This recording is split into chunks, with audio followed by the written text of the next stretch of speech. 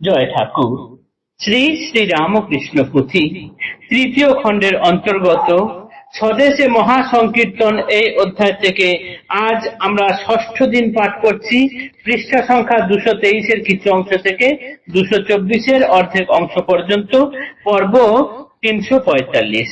এর আগের দিনের পাঠে আমরা দেখেছি হলুই শ্যামবাজারে নটবর গোস্বামীর বাড়িতে ঠাকুর শ্রী শ্রী রামকৃষ্ণ দেবের জন্য সংকীর্তন করার যে আসর বসিয়েছিলেন, তাতে পার্শ্ববর্তী গ্রামের ব্রাহ্মণগণ, গোস্বামী ব্রাহ্মণ ইত্যাদি সকলকে নিয়ে এবং সমস্ত গ্রামের জনগণদের নিয়ে ঠাকুর যে নাম সংকীর্তনের ব্যবস্থা করেছিলেন, সেটি আস্তে আস্তে এমন বিশাল আকার ধারণ করে যে সেটিকে মহা সংকীর্তন বলে আখ্যা দেওয়া হয়।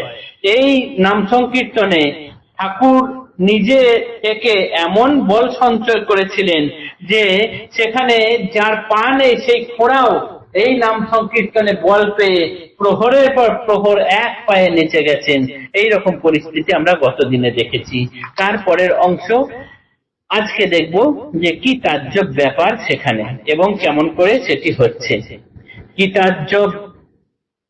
কি তাজ্জব জন্মমুখ হরিনাম গায়, মূর্তিমান নাম অন্ধে দেখিবারে পায়, তাহে গেলে শক্তি সহ শ্রীকণ্ঠের স্বর, ঘৃণা লজ্জা ত্রাস নাশি মনোমুগ্ধকর, শ্রবণ গোচর একবার হলে পরে, সাধ্যকার রাখে আর তাহারে অন্তরে, প্রভুর মোহন নৃত্য হয়ে মাতোয়ারা, প্রভু অঙ্গে বাহ্য জ্ঞান প্রভু বাহ্য হারা, অযুত উন্মত্ত করি সমগায়ে বল, শ্রীচরণ চাপে ধরা করে টলমল, বাহ্য হারা যবে অঙ্গ জ্বরেরও সমান, লোকে দেখে বুঝে যেন নাহি তায়ে প্রাণ, তখনই কিঞ্চিত পরে করে দর্শন, বিকশিত মুখপদ্মে চাঁদেরও কিরণ, মোহন নৃত্যন পুনঃ শতগুণে জোর, হুঙ্কারিয়া হরিনাম আনন্দে বিভোর, বারেক যে হারে হেন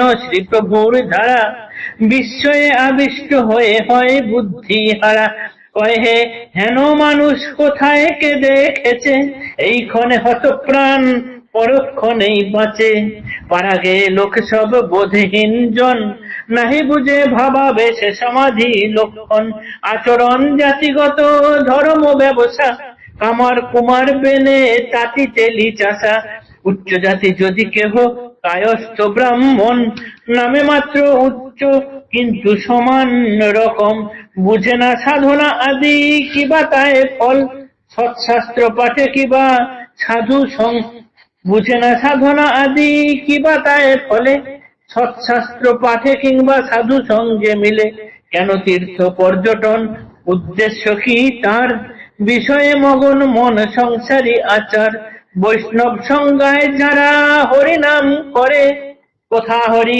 কিসে হরি থাকে কার ঘরে, কি প্রকারে মিলে তারে কিবা হয় গেলে, এ সকল তত্ত্ব কভু চিত্তে নাহি খেলে।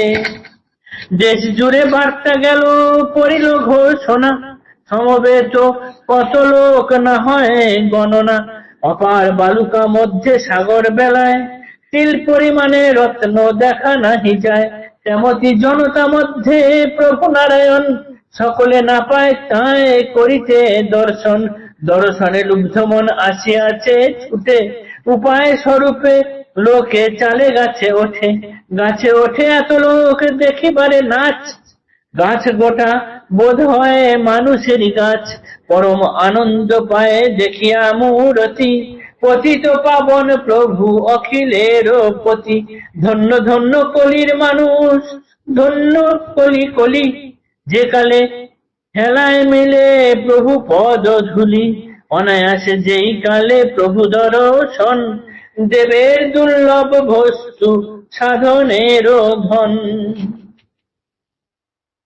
ঠাকুরের এই নাম সংকীর্তন এমনই বল সঞ্চয় করেছিল সকলের মনে, এমনই আধ্যাত্মিক বল ছিল তাতে, যে তাতে খোড়া মানুষও ঘন্টার পর ঘন্টা প্রহরের পর প্রহর এক পায়ে নেচে গেছেন। যে জন্মবোধী বোবা সেও হরিনাম গাইছেন, যে অন্ধ সেও যেন দেখতে পাচ্ছে। এই রকম ভাবে ঘটনা ঘটে চলেছে, সবাই আনন্দে মাতোয়ারা হয়ে যাচ্ছে। ঠাকুর কখনো বাহ্য জ্ঞান হারা হচ্ছেন, আবার তারপরে জ্ঞান ফিরে এসছে, আবার তার চেয়ে বেশি শক্তিতে তিনি আবার নাম গুণগানে লেগে যাচ্ছেন, হুঙ্কার দিয়ে হরিনামে আনন্দে বিভোর হয়ে যাচ্ছেন।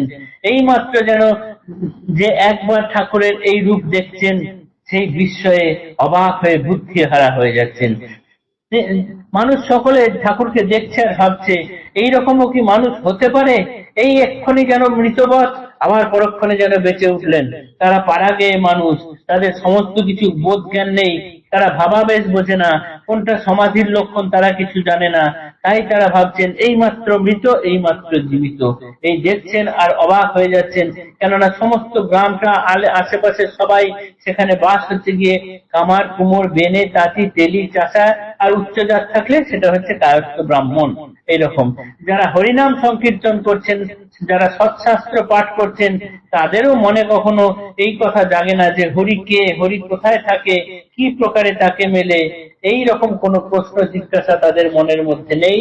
শুধুমাত্র আবেশের বসে এখানে হরিনাম সংকীর্তন করছেন। এইভাবে দেশ জুড়ে চারিদিকে সারা পড়ে গেল, চতুর্দিক থেকে এত লোক এসে জমায়েত হলো।